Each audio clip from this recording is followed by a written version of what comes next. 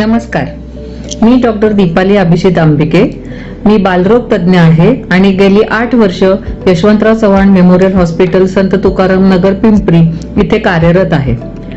तर आजचा जो आपला प्रयोजन आहे किंवा आज हा व्हिडिओ मी जो कशासाठी बनवत आहे की आपल्या सगळ्यांना माहितीच आहे की लहान मुलं ही देवाघरची फुलं असतात आणि आपण त्यांना अगदी आपल्या तळहाताच्या फोडासारखे जपतो.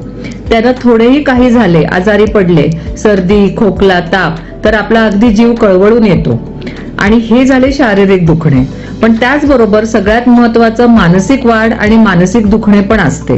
शारीरिक दुखणे जसे आपण बघू शकतो आणि त्याच्यावर आपण औषधं देऊन मात करू शकतो, त्याचप्रमाणे मानसिक वाढ किंवा जी बुद्धीची वाढ व्हायला पाहिजे बाळाची, ती पण व्यवस्थित व्हायला पाहिजे.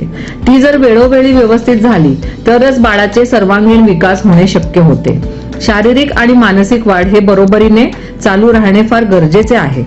त्यासाठी आपल्याला काही धोक्याचे लक्षणं जर दिसून आली तर मानसिक वाढ बाळाची नीट होतीये का नाही याबद्दल आपण जास्त काळजी घेऊ शकतो किंवा वेळेस आपण डॉक्टरांकडे धाव घेऊ शकतो.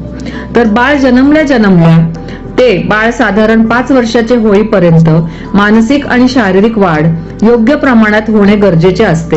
आणि ते योग्य प्रमाणात होत आहे का नाही हे बघण्यासाठी जसं आपण वजन आणि उंची तपासतो, ज्याच्यामुळे आपल्याला शारीरिक वाढ लक्षात येते, त्याचप्रमाणे काही लक्षणं बाळांमध्ये मानसिक वाढ नीट होतीये का नाही, बुद्धीची वाढ नीट होतीये का नाही, हेही आपल्याला सांगून जातात. तर यातली कोणती लक्षणं असतील ते आज आपण बघूया. त्याचप्रमाणे नॉर्मल मानसिक वाढ बाळाचे कसे होणार आणि आपण ते वेळेच जर होत नसेल तर आपण त्याच्यासाठी काय करू शकतो या बाबतीत सुद्धा आपण आजच्या व्हिडिओमध्ये शिकणार आहोत.